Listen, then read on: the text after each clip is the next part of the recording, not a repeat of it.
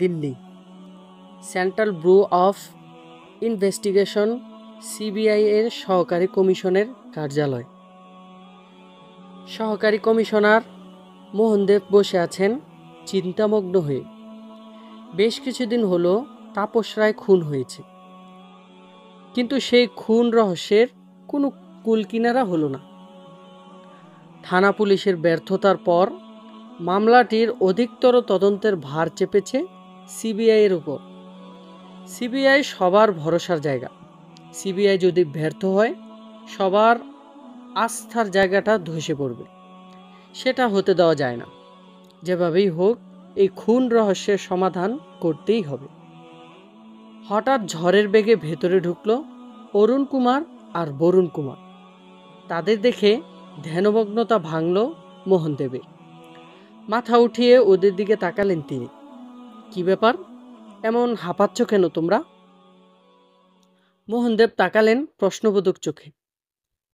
কি বলবো স্যার, দারুণ একটা সূত্র চলে এসেছে আমাদের হাতে। অরুণ কুমারের মুখে খুশির ঝিলিক। তদন্তের শুরুতেই আমরা জাইহান কাশ্মীরিকে সন্দেহের তালিকা থেকে দূরে রেখেছিলাম। সেটা ছিল আমাদের ভুল সিদ্ধান্ত। পকেট থেকে জাইহান কাশ্মীরির ছবিটা বের করলো অরুণ, তুলে ধরলো মোহনদেবের সামনে। ছবিটা দেখুন স্যার, মনে হচ্ছে লোকটার বয়স 20-এর কোঠায়।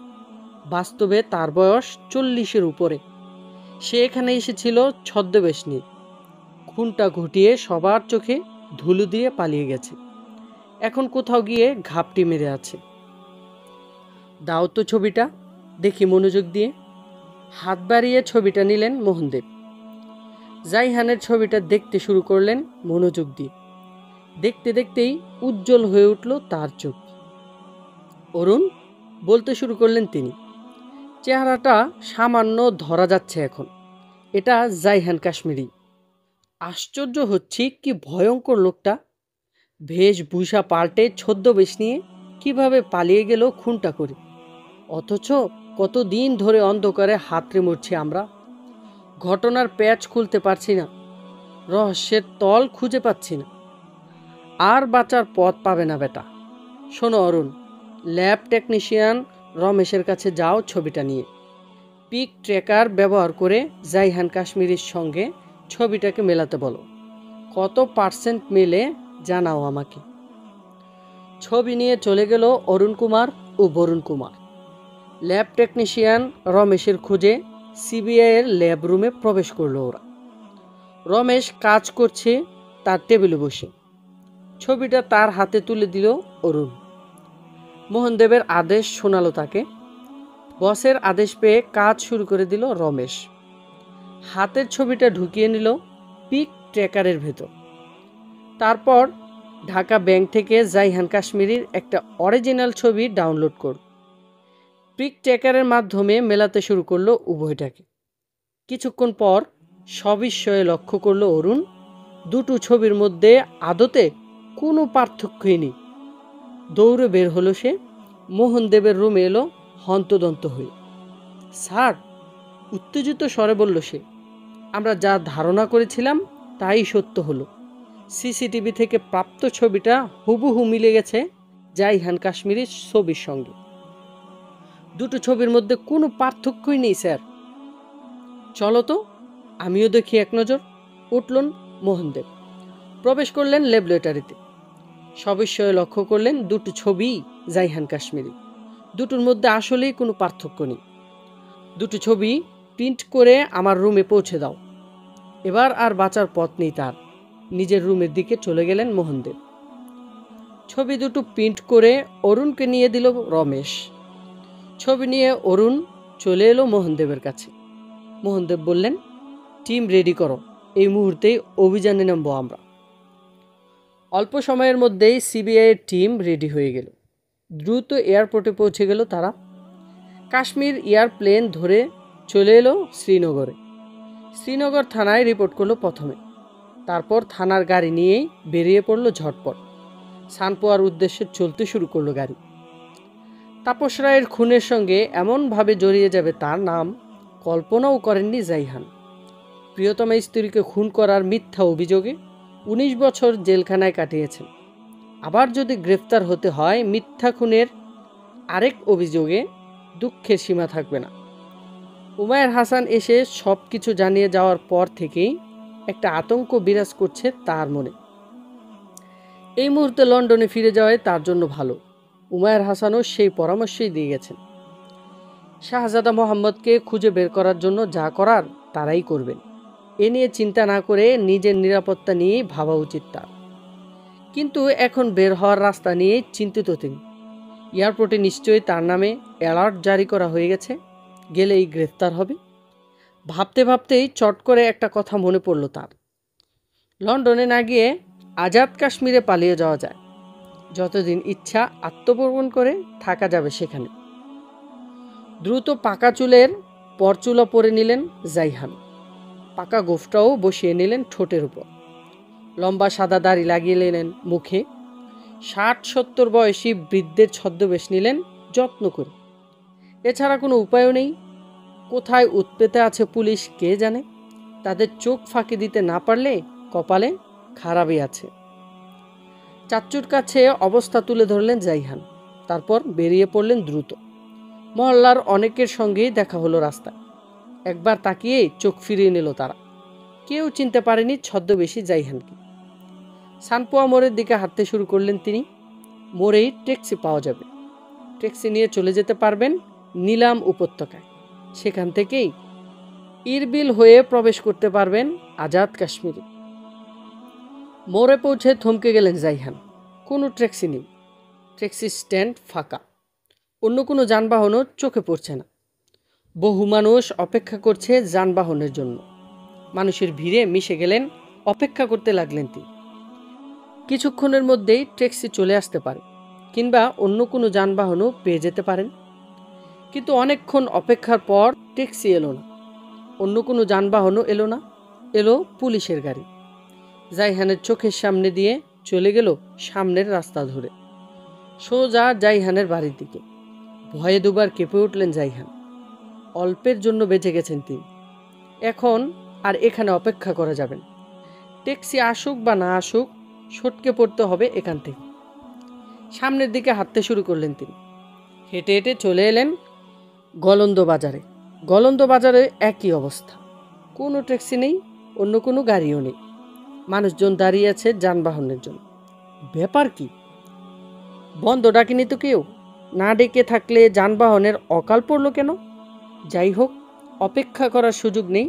যতটা সম্ভব দূরে সরে যেতে হবে, পুলিশ যেন তার নাগাল না পায়। হাঁটতে হাঁটতে হঠাৎ লক্ষ্য করলেন একটা লোকাল বাস আসছে সামনের দিক থেকে, যাবে সানপোয়ার দিকে। এটাতে উঠে পড়া যায়। সানপোয়া যাত্রী নামিয়ে এই রাস্তা ধরেই ফিরে আসবে বাসটি, যাবে নিলাম উপত্যকার দিকে। জাইহান হাত তুললেন বাস লক্ষ্য করে। গতি কমিয়ে প্রায় দাঁড়িয়ে গেল বাসটি। জাইহান উঠে পড়লেন লাফ দিয়ে। তার লাফ দেওয়ার গতি দেখে বাসের হেল্পার বলে উঠলেন, চাচারে দেখা যায় বুড়ো, কিন্তু গায়ে শক্তি আছে। জাইহান কোনো উত্তর দিলেন না। যা বলার বলুক, সব কথায় কান দিতে নেই। সিটি গিয়ে বসতেই একটা ভয় ঢুকলো মনে। ভুল করলাম না তো? যেখান থেকে পালিয়ে যাচ্ছি সেখানেই আবার ফিরে যাচ্ছি। পুলিশের মুখোমুখি হতে হবে না তো আবার? কিন্তু এছাড়া আর কোনো উপায় নেই। এই মুহূর্তে বাসটা খালি আছে। যে পরিমাণ যাত্রী অপেক্ষা করছে গলন্দ এবং সানপোয়ায়, তাদের নিয়ে ফেরার সময় তিল পরিমাণ জায়গাও থাকবে না বাসের ভিতর। হাজারবার হাত তুললেও এই বাস আর রাস্তা থেকে কোনো যাত্রী উঠাবে না। আমও যাবে, ছালাও যাবে। তার চেয়ে এখন খালি বাসে উঠে পড়া গেছে, সেটাই ভালো হয়েছে। সানপোয়ায় গিয়ে দেরি করবে না, যাত্রী নিয়েই ফিরতি পথ ধরবে। এর ভেতর বাস থেকে নামবেন না জাইহান, হেল্পার কন্ট্রাক্টর বললেও না। দেখতে দেখতে সানপোয়ায় চলে এলো বাস। বাস স্ট্যান্ডে এসে থামতেই হুড়মুড়িয়ে উঠে পড়ল যাত্রীরা। বাস ভরে গেল কানায় কানায়। হেল্পার দরজা লাগিয়ে দিল, বাস ছাড়বে এক্ষুনি। হঠাৎ করেই তখন বাইরে চোখ পড়ল জাইহান। দূরে দেখা যাচ্ছে পুলিশের গাড়ি। গতির ঝড় তুলে এগিয়ে আসছে এদিকে। জাইহানের বাড়ির সামনে গিয়ে থামলো পুলিশের গাড়ি। সবার আগে নেমে এলেন মোহনদেব। তারপর একে একে নেমে এলো তার পুরো টিম। মুভ বলেই জাইহানের বাড়ির দিকে ইশারা করলেন তিনি। দেয়াল টপকে বাড়ির ভেতর ঢুকে পড়ল সিবিআইয়ের সদস্যরা। তালাবদ্ধ রাজকীয় বাড়িটির চারপাশ ঘিরে চক্কর দিল তারা। তন্ন তন্ন করে খুঁজেও কাউকে পেল না। জাইহানদের বাড়িতে মানুষের কথাবার্তা শুনে সচকিত হলেন আফসান চাচ্চু। বাড়ির সামনে চত্বরে বেরিয়ে এলেন তিনি। পুলিশের গাড়ি দেখেই ভয় খামছে ধরল তাকে। ওদের সামনে পড়লেই বিপদ। চুপ করে আবার বাড়ির ভেতরে ঢুকে পড়লেন চাচ্চু। কিন্তু মোহনদেবের কপাল ভালো, হঠাৎ করেই কফিলের দেখা পেয়ে গেলেন তিনি। কফিল গিয়েছিল ছানপোয়া বাজার। কেন, কি কারণে জাইহানের পিছু নিয়েছে পুলিশ, কফিলের সে সম্পর্কে কিছুই জানানি। হাতে বাজার নিয়ে মোহনদেবের সামনে দিয়ে হন হন করে বাড়ির দিকে এগুচ্ছিল সে। ধমকে উঠে তাকে ডাক দিলেন মোহনদেব। ডাক শুনেই কিছুটা ভরকে গেল কফিল। চোখ তুলে তাকালো। রিভলভার হাতে ভয়ঙ্কর মুখভঙ্গি করে দাঁড়িয়ে থাকা মোহনদেবকে দেখেই তার আত্মাটা লাফাতে শুরু করল। বিনা কারণেই যেখানে যুবকের তুলে নেওয়া যাওয়া পুলিশের ধর্ম, সেখানে যুবকেরা পুলিশ দেখলে ভয় পাবে, সেটাই স্বাভাবিক। ভয়ে ভয়ে মোহনদেবের কাছে আসলো কফিল। কাছে আসতেই খেকিয়ে উঠলেন মোহনদেব। পিস্তলটা কফিলের মাথা বরাবর তুলে ধরে বললেন, আরো কাছে আয়। মোহনদেবের আরও কাছাকাছি গেলেন কফিল। মোহনদেবের পকেট থেকে জাইহানের ছবিটা বের করলেন, তুলে ধরলেন কফিলের চোখের সামনে। লোকটাকে চিনিস? চেঁচিয়ে উঠে জানতে চাইলেন মোহনদেব। জাইহানের ছবিটা দেখে মাথার ভেতর সব কিছু তালগোল পাকিয়ে গেল কফিলের। হা বলবে নাকি না বলবে, কোনটা বলবে, কি অ্যাকশন হবে বুঝে উঠতে পারল না। আমতা আমতা করছিল কফিল। মোহনদেব রিভলভারের বার দিয়ে গুঁতো মারলেন তার ঘাড়ে। ভয়ে আরও কুকড়ে গেল সে। বুঝলো কিছু একটা বলতে হবে দ্রুত, নইলে গুলি করে বসতে পারে লোকটা। আবারও আমতা আমতা করে মুখ খুলতে চেষ্টা করলো কফিল, কিন্তু মুখ জড়িয়ে গেল। আবার গুঁতো মারলেন মোহনদেব। ভয়ে দাঁত পাটি লেগে যাবার জোগাড় হলো কফিল। তার মাথা চলতে শুরু করেছে। ঝড়ের বেগে চিন্তা করছে। চিন্তা করতে করতে মুখ খুলল সে। চিনি স্যার, আমার চাচাতো ভাই। ও ঘরে শুয়ে থাকতে দেখে গিয়েছিলাম। দাঁড়িয়ে থাকে এখানে, নড়বি না বলে তার টিমকে ইশারা করলেন মোহনদেব। যাও, ওই বাড়িটা ঘিরে ফেলো। সিবিআইয়ের টিম ঘিরে ফেলল আফসান চাচ্চুর বাড়ি। প্রতিটি রুমে তন্ন তন্ন করে খুঁজল জাইহানকে। না পেয়ে খেপে গেল মোহনদেব। কফিলের পিঠে দমারদম পেটাতে শুরু করলো রিভলভারের বার দিয়ে। অবস্থা বেগতিক দেখে দ্রুত সামনে এলেন আফসান চাচ্চু। ওর দোষ নেই, ও গিয়েছিল বাজারে, ও কিছুই জানে না। আমি বলছি জাইহান 20-25 মিনিট আগে বেরিয়ে গেছে। কোন দিকে গেছে গম্ভীর গলায় জানতে চাইলেন মোহনদেব। ছানপোয়া মোড়ের দিকে। লেটস মুভ, দ্রুত টিমকে উদ্দেশ্য করে বললেন মোহনদেব। দ্রুত গাড়িতে উঠল সবাই। ছানপোয়া মোড়ের কাছাকাছি যেতেই দূর থেকে দেখা গেল বাসটাকে দরজা লাগিয়ে ছেড়ে যাওয়ার প্রস্তুতি নিচ্ছে। স্যার, বাসটাকে আটকানো দরকার, অরুণ বলল মোহনদেবের দিকে তাকিয়ে। হ্যাঁ, আটকাতে হবে। রিপন, জোরে টান দাও গাড়ি। মোহনদেবের নির্দেশ পেয়ে রিপন আরও জোরে ছোটাতে শুরু করলো জিপটাকে। আবার দিল্লিতে পা রাখলেন জেফরি। মোহাম্মদের রহস্যের কিনারা করার জন্য কিছুদিন তাকে দিল্লিতেই থাকতে হবে। ওয়েস্টার্ন রেসিডেন্সিয়াল হোটেল অ্যান্ড রেস্টুরেন্টেই ওঠার ইচ্ছে ছিল তার, কিন্তু সেখানে রুম খালি নেই। বাধ্য হয়ে নেমব্রিজ রেসিডেন্সিয়াল হোটেলে উঠতে হলো জেফরিকে। ওয়েস্টার্নের পাশেই, রাস্তার অপর পাশেই এই হোটেলটি। বসে থাকার সময় নেই, কাজে নেমে পড়তে হবে। কিছুক্ষণ বিশ্রাম নিয়ে সব কিছু গুছিয়ে রেখে নিচে নেমে এলো জেফরি। হাঁটতে শুরু করলো দীপন চক্রবর্তীর চায়ের দোকানের দিকে। লোকটা অনেক কিছু জানে। খাতির জমাতে হবে লোকটার সঙ্গে। মোহাম্মদের ব্যাপারে জানার চেষ্টা করতে হবে তার কাছ থেকে। তবে পুলিশের ছদ্মবেশ নিয়ে গেলে সেটা কাজ হবে ভালো। তথ্য পাওয়া যাবে দ্রুত, নইলে সন্দেহ করে বসতে পারে। উবার নিয়ে চাঁদনি চকে চলে এলো জেফরি। চাঁদনি চকে চোরাই মার্কেট আছে। পৃথিবীর সব দুর্লভ জিনিস পাওয়া যায় সেখানে। দামটা হয় একটু বেশি, কিন্তু জিনিস হয় খাঁটি। চোরাই মার্কেটের এক মাথা থেকে আরেক মাথা পর্যন্ত একটা চক্কর দিল জেফ্রি। কোনো দোকানেই পুলিশের পোশাক চোখে পড়ল না। জিনিসটা তার লাগবেই, কিন্তু কাউকে জিজ্ঞাসা করার সাহসও হচ্ছে না। ভাগ্য ভালো জেফ্রির, নিজ থেকে এগিয়ে এলো এক দোকানে। কিছু লাগবে স্যার? সুযোগ পেয়ে মুখ খুলল জেফ্রি। মুখটা দোকানির কানের কাছে নামিয়ে এনে বলল, পুলিশি ইউনিফর্ম হবে? বিলকুল হবে স্যার। হলুদ দাঁত বের করে হাসলো দোকানি। আসুন, ভেতরে আসুন স্যার। দোকানের ভেতরে গিয়ে বসলো জেফ্রি। দোকানি সোফা নিচ থেকে একটি ব্যাগ বের করে আনলো। সেটার ভেতর থেকে বের হলো কয়েক সেট পুলিশ ইউনিফর্ম। জেফ্রির সঙ্গে মাপ মিলিয়ে এক সেট তুলে নিল তার হাতে। ট্রায়াল রুমে গিয়ে গায়ে দিয়ে ফেলল জেফ্রি। একদম মাপ মতো হয়েছে। দোকানির কাছে ফিরে এসে বলল, সিবিআইয়ের আইডি কার্ড হবে একটা? হবে স্যার, বিলকুল হবে। আবারও হলুদ দাঁত বের করে দিল সে। সঙ্গে ছবি আছে স্যার? নেই। দাঁড়ান, তাহলে ছবি তুলে নিই আপনার। মোবাইলে ছবি তুলে সঙ্গে সঙ্গেই আইডি কার্ড বানিয়ে দিল দোকানি। নেম প্লেটও বানিয়ে দিল জেফ্রি হাসান জাসুস নাম। নেম প্লেটটা বুকে লাগিয়ে দাম মেটালো জেফ্রি। দোকান থেকে বেরিয়ে চলে এলো রাস্তা। ট্যাক্সিতে উঠে বসলো আকপাড়ার নাম বলে। কাছাকাছি এসে ট্যাক্সি ছেড়ে দিল। হাঁটতে শুরু করলো দীপনের চায়ের দোকানের দিকে। দীপন ব্যস্ত হাতে চা কফি বানাচ্ছে। একের পর এক লোকজন আসছে, চা কফি পান করছে। দোকানের ভেতর বসার জায়গা নেই। বাইরে দাঁড়িয়েই চায়ের অর্ডার দিল জেফ্রি। দীপন একবার তাকালো জেফ্রির মুখের দিকে। তাকিয়ে একটু যেন গম্ভীর হয়ে গেল সে। চা বানাতে বানাতে বলল, স্যার, ওই দিনও এসেছিলেন আপনি? মুচকি হাসলো দীপন। আরও দুইজন ছিল আপনার সঙ্গে। ভেতরে বসেছিল তারা। আপনি দাঁড়িয়েছিলেন বাইরে সিভিল ড্রেসে। তারা ছিল ইউনিফর্ম পরা। চিনতে পেরেছি না স্যার?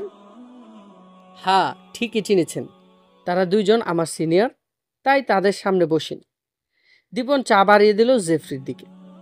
চায়ের কাপটা হাতে নিতে নিতে জেফ্রি বলল, ভিড় শেষ হলে একটু কথা আছে। তদন্তের স্বার্থেই আরেকটু কথা বলতে হবে আপনার সঙ্গে। জি স্যার, কোনো অসুবিধা নেই। ভিতরে এসে বসুন স্যার। ভেতর থেকে একজন কাস্টমার সিগারেট হাতে বের হয়ে গেছে। বেঞ্চিতে একজন বসার মতো জায়গা খালি হয়েছে। সেটার দিকে ইশারা করলো দীপন। জেফ্রি বসে পড়ল ভেতরে এসে। চা শেষ হয়ে এলো, কিন্তু লোকজনের ভিড় কমছে না। একজনের পর একজন আসছেই। বিরক্তি লাগছে জেফ্রি। সত্যিকারের পুলিশ যদি চলে আসে এর মধ্যে, সব গুবলেট হয়ে যেতে পারে। ভাগ্যটা ভালো, অনেকক্ষণ পর একটু ফাঁকা হয়ে এলো দোকানটা। শাটার লাগিয়ে দেন, কর্তৃপক্ষের স্বরে বলল জেফ্রি। গুরুত্বপূর্ণ কথা বলবো, কোনো লোকজন থাকতে পারবেন। দোকানে শাটার নামিয়ে দিল দীপক। জেফ্রি বলতে শুরু করলো, জানেন তো, তাপস রায় খুন রহস্যের তদন্ত করছে সিবিআই। আমি সিবিআইয়ের সাব ইন্সপেক্টর। বরুণ কুমার এবং আমি তিনজন মিলে কেসটা তদন্ত করছি। তদন্ত করতে গিয়ে আমরা জানতে পেরেছি, তাপস রায়ের বাবা আশোক রায় চৌধুরী বোনের মৃত্যুর পর তার সন্তানকে লালন পালনের জন্য নিয়ে এসেছিল লন্ডন থেকে। সেই সন্তান নিয়ে বেঁধেছে ঝামেলা। কার কাছে, কোথায় আছে সেই সন্তান, তাকেই আমাদের খুঁজে বের করতে হবে। বলুন তো, কি জানেন আপনি তার ব্যাপারে? স্যার, আমি তেমন কিছু জানি না, তবে শুনেছিলাম। বলেই থেমে গেল দীপক। কি শুনেছিলেন? শুনেছিলাম আশোক রায়ের বোন পদ্মাবতী তার স্বামীর হাতে খুন হয়েছে। একটি ছেলে আছে তার। আশোক রায় তাকে নিয়ে এসেছে লালন পালনের জন্য। কদিন না যেতেই আবার শুনলাম কোন বন্ধুকে যেন দত্তক দিয়ে দিয়েছেন বাচ্চাটাকে। বন্ধুটাকে, কে তাকে দত্তক নিয়েছে সেটা আমার জানা নেই। থামল দীপক। কে জানতে পারে? কোনো ধারণা আছে? তপন রায়, তপস রায়ের ভাই। তাকে জিজ্ঞাসাবাদ করেন না, তাহলেই তো বের হয়ে যাবে সব। কিংবা তাপস রায়ের স্ত্রীকেও ধরতে পারেন, সেও হয়তো জেনে থাকবে। চমৎকার বলেছেন, জেফ্রি বলল মুচকি হেসে। সেটাই করতে হবে, তাদেরকেই ধরতে হবে। আজ উঠি, প্রয়োজন হলে আবার আসবো আপনার কাছে। বিল মিটিয়ে বেরিয়ে এলো জেফ্রি। সোজা হাঁটতে শুরু করলো আশোক রায়ের বাড়ির দিকে। তপন রায় এই মুহূর্তে বাড়ি থাকার কথা নয়, রেস্টুরেন্টে থাকার কথা। এই ফাঁকে তাপস রায়ের স্ত্রীর সঙ্গে একটু কথা বলে নেওয়া যাক। আশোক রায়ের বাড়ির গেট লাগোয়া গার্ডরুমে বসে আছে দারোয়ান। তার সামনে গিয়ে হাজির হলো জেফরি। বলল, আমি সিবিআই এর লোক। তপন রায় আছে বাসায়? কথা বলতে হবে। স্যার তো বাসায় নেই, আছেন রেস্টুরেন্টে। গোবেচারা একটা ভাব নিয়ে উত্তর দিল দারোয়ান। তার মুখ থেকে উৎকট গন্ধ বের হচ্ছে, নিশ্চয়ই কিছুক্ষণ আগে মদ খেয়েছে বেটা। তাপস রায়ের স্ত্রী আছে? প্রশ্ন করল জেফরি। জি, উনি আছেন। বলুন, গিয়ে আইনের লোক এসেছে, কথা বলবে। ভেতরে চলে গেল দারোয়ান এবং ফিরে এলো প্রায় সঙ্গে সঙ্গে। তাকে নিয়ে গেল উপরে, ডাইনিং রুমে নিয়ে বসলো। তাপস রায়ের স্ত্রী এলো কিছুক্ষণ পর। নিজের পরিচয় দিল জেফরি। তারপর ঠিক সেই কথাগুলোই আউড়ে গেল, তথ্য আদায় করার জন্য যে কথাগুলো দীপনকে বলেছে। শেষে বলল, কার কাছে কোথায় আছে পদ্মাবতীর সন্তান, তদন্তের স্বার্থে সেটা আমাদের জানতেই হবে। বলুন তো ভাবি, কতটুকু জানেন তার ব্যাপারে? কি বলবো স্যার? তাপস রায়ের স্ত্রী সারিকা রায় চৌধুরী অসহায় একটা ভঙ্গি করে তাকালেন জেফরির দিকে। আমি ভালো করে জানি না, শুধু শুনেছি তাকে এক বন্ধুর কাছে দত্তক দিয়ে দিয়েছিলেন আমার শ্বশুর। কিন্তু সেই বন্ধু কে, কি নাম তার, আমি জানি না। কে জানতে পারে? কোনো ধারণা আছে আপনার? পুলিশ ঝেরার ভঙ্গিতে প্রশ্ন করল জেফরি। আমার কোনো ধারণা নেই। এই ঘটনার সময় আমার স্বামী ছিল খুব ছোট, আর আমার হয়তো তখন মাত্র জন্ম হয়েছে। আর আরও বহু বছর পর আমি এ বাড়িতে এসেছি। তবে একজনের কথা বলতে পারি, তিনি হয়তো বলতে পারেন কিছু একটা। মুচকি হাসলেন সারিকা রায়। কে তিনি? পরিচয় কি তার? মরিয়া হয়ে জানতে চাইল জেফরি। তিনি আমার শ্বশুরের জানি দোস্ত ছিলেন। ভগবানপুরে তার বাড়ি। দীপ মুখোপাধ্যায়, বিখ্যাত লোক। ভগবানপুরের লোকজন এক নামে চেনে। থ্যাংক ইউ ম্যাম, মুচকি হেসে বলল জেফরি। চলি আজ, দেখি খুঁজে পাওয়া যায় কিনা তাকে। বেরিয়ে পড়ল জেফরি। ভগবানপুরটা কোন দিকে জানা নেই। বয়স্ক একজনকে দেখে জিজ্ঞাসা করলেন, ভগবানপুরটা কোন দিকে? মুরব্বী নাক বরাবর ইশারা করলেন ডান হাত তুলে। সোজা চলে যান। এই গ্রামের পরের গ্রামটা পার হয়ে আরও যেতে হবে 10 মাইলের মতো, তারপরেই ভগবানপুর। সিএনজি আসছিল সামনের দিক থেকে। হাত তুলে থামাতে ইশারা করলো জেফরি। ভগবানপুরের দীপ মুখোপাধ্যায়ের বাড়ির নাম বলে উঠে পড়ল। চলতে শুরু করলো সিএনজি। যেতে যেতে চারপাশে দৃষ্টি বুলিয়ে যাচ্ছিল জেফরি। যত এগিয়ে যাচ্ছিল সামনে, ততই মফলম্বের চিত্র ভেসে আসছিল চারপাশ থেকে। বড় বড় স্থাপনা বেশি একটা চোখে পড়ছিল না, জনবসতিও কিছুটা কম। প্রচুর গাছপালা রাস্তার দুই পাশে। দেখতে দেখতেই পথ ফুরিয়ে এলো। দীপ মুখোপাধ্যায়ের 2 তলা বাড়ির সামনে এসে দাঁড়ালো সিএনজি। ভাড়া মিটিয়ে নেমে পড়ল জেফরি। বাড়ির গেট তালাবদ্ধ। পাশেই কলিং বেলের সুইচ হাত রাখতেই একজন বৃদ্ধ উকি দিলেন গেটে। বৃদ্ধের চোখের সামনে আইডি কার্ড তুলে ধরে নিজের পরিচয় দিল জেফরি। বৃদ্ধের চোখে কেমন একটা সন্দেহের ছায়া পড়ল। ঠোঁট উল্টে দিয়ে তিনি বললেন, তো আমার কাছে কি? আশোক রায়ের বড় ছেলে তপন রায় খুন হয়েছেন কিছুদিন আগে। পুলিশি ঢঙ্গে বলল জেফরি। সেই খুন রহস্য নিয়ে তদন্ত করছে সিবিআই। তদন্তের কাজেই এখানে আসতে হলো আমাকে।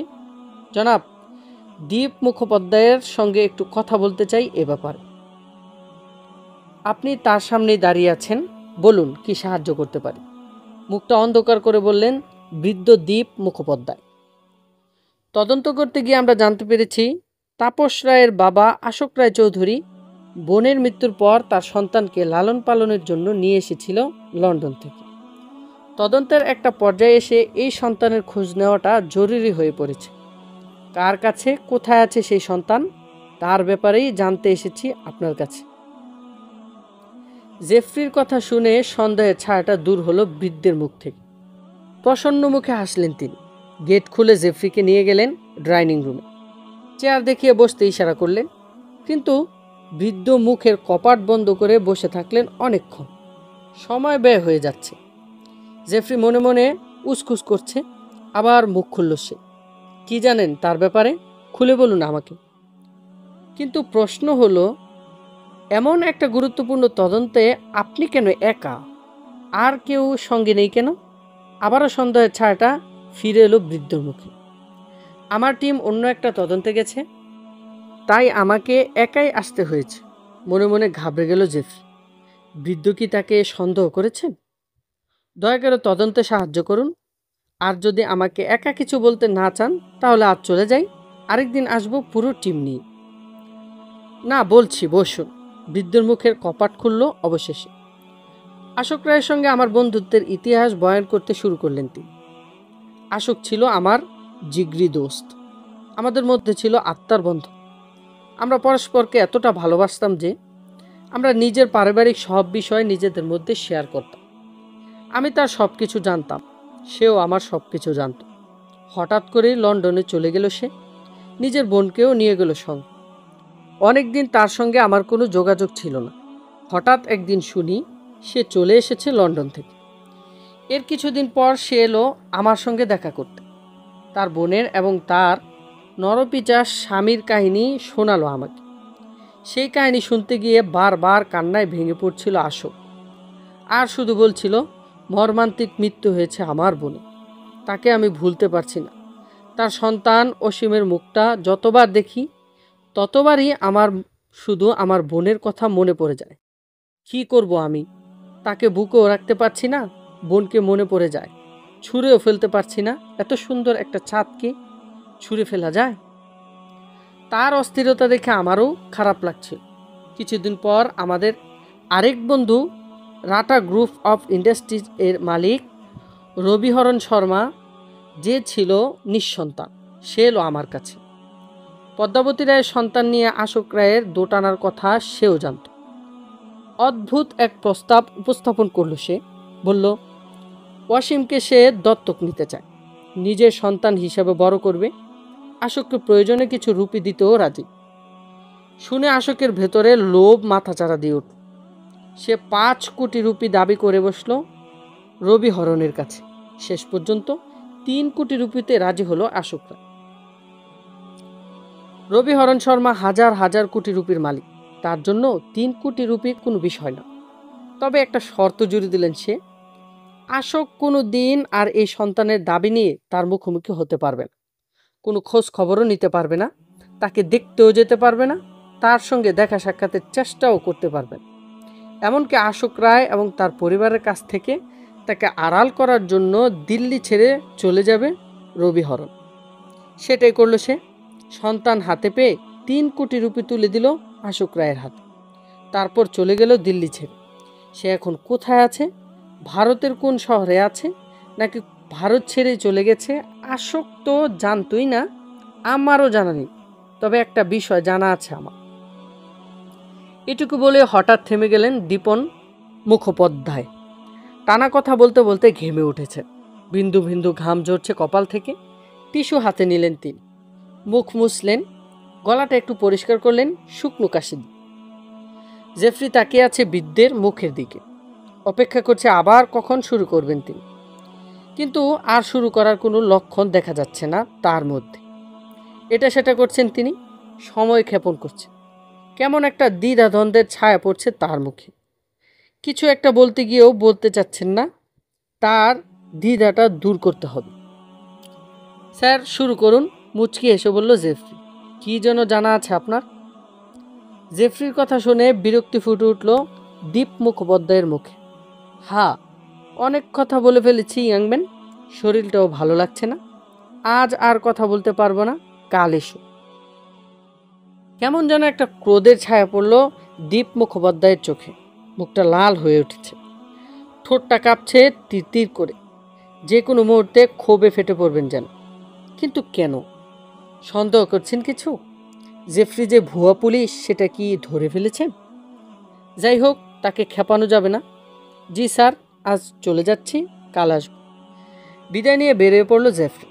সিএনজি নিয়ে ফিরে এলো নিজের হোটেল রুম। ঘুমিয়ে বিকালটা পার করে দিল জেফরি। সন্ধ্যার পর বের হলো বাইরে। হাঁটতে হাঁটতে চলে এলো আশোক রায়ের বাড়ির সামনে।